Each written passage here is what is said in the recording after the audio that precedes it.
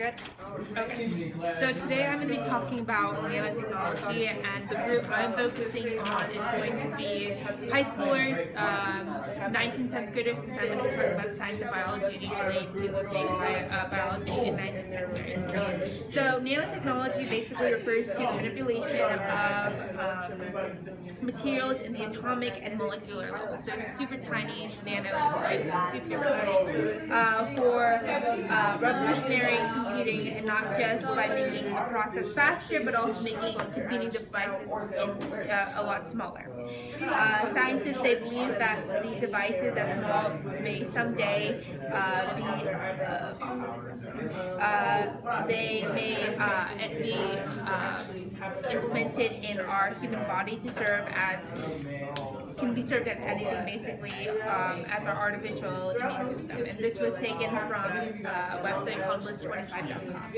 The standard that I'm trying to sort of connect the dots with is from the 10th grade standards of biology, and more specifically obtain, evaluate, and communicate info to analyze how genetic information is expressed in cells, such as the structures of DNA and RNA, such as in the process of replication, translation, and transcription. Genetic variations such as new combinations, and then obviously you have insertions, deletions, and substitutions, and radiation and chemicals. And lastly, what relates to my topic is to ask questions to gather and communicate information about the use and ethical considerations of biotechnology and forensics, medicine, and agriculture. So nanotechnology sort of falls into the biotech realm, and that's what I'm going to be offering up.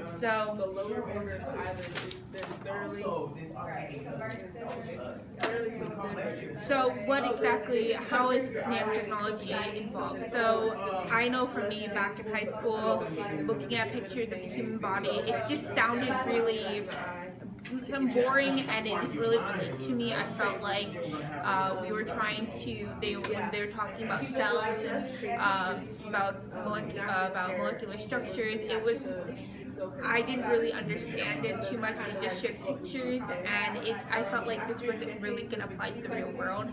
But when I was researching about nanotechnology and nanoparticles, it kind of tied the two things together. It was sort of interesting to see what we were going to learn, what we were learning in class, and someday really, help bridge both the bio world and the technology world together. And it was interesting to see how you could have these small devices that can essentially, be inserted into the human body, and you get to see all of your DNA cells and your structures at a molecular level, at a nano level. And if for some reason something may go wrong, they can commute it into their system to make it work artificially. And so that to me seemed really, really interesting. This is an example of a human fibroblast cell at a nanoparticle level.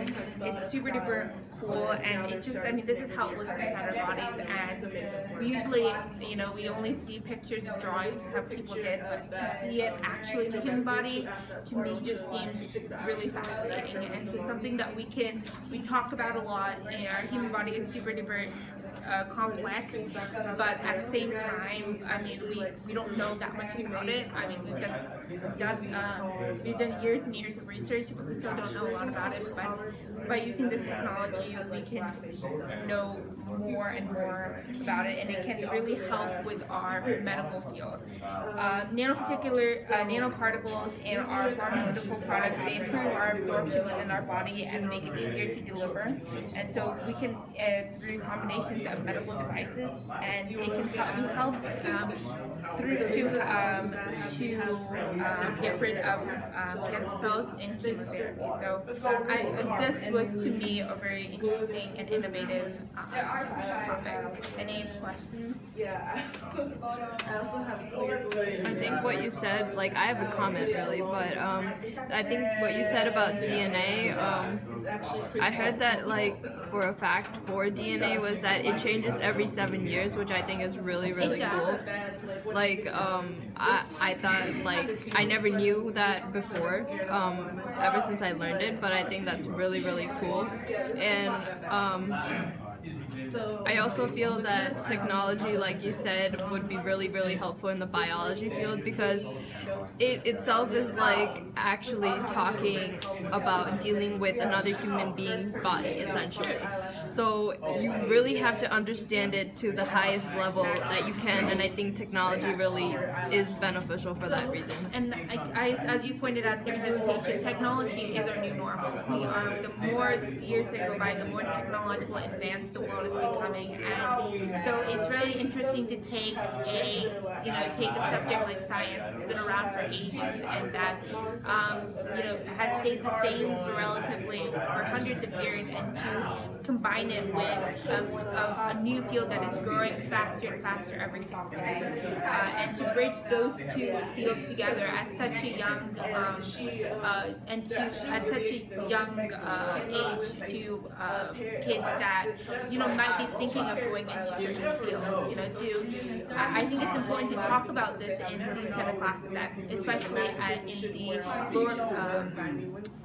in the freshman and sophomore levels, because this is when students are thinking of what they want to become, what colleges they want to go to, what do they want to major in, and so if we add all this, if we put this information in their minds, they'll be thinking about what they want to do in the future, how do they want to contribute to the future. If they're interested in the field of biology and technology, this may be the field for them. Yeah, like personally, I would say that if any field really needs technology to enhance what they're doing, I think it's the medical and biology field, because it's like, I've taken biology before, I know how technical it gets, but like it's incredible as to how much they have to know and remember. I mean, the field of biology is not thoroughly advanced. I mean, we still don't know a lot about the human body. We still don't know a lot about what's in our brain. We probably know like less than 10% of what really goes on in the human brain, what really goes on in our bodies. So this way we can find out much faster through looking at it and through devices that can compute information from the body itself. And also we can again learn more about our bodies about things having discovered. And it can maybe even lead to more advances such as cloning or other breakthroughs like that. Right. Do you think they could help preventing like diseases and stuff? Yeah, I mean, one of the Like if a baby is born. yeah, I mean one of the interesting facts about nanotechnology is that it is there's medical drug equipment, and it enables for point of care testing and delivery of medical care, and that you can implant and improvise certain cells to resist infection. So definitely. And it stops Down syndrome. I don't think we're at that stage yet. Maybe we might be able to get there. I mean, Down syndrome is not really, it's affected by extra chromosomes. So I don't think we've gotten that far. But maybe in the future, and the more we learn about like cure Down syndrome. yeah, maybe one day. I mean, you never know. And like she said, these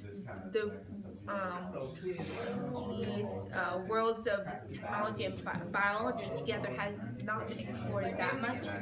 So that is definitely.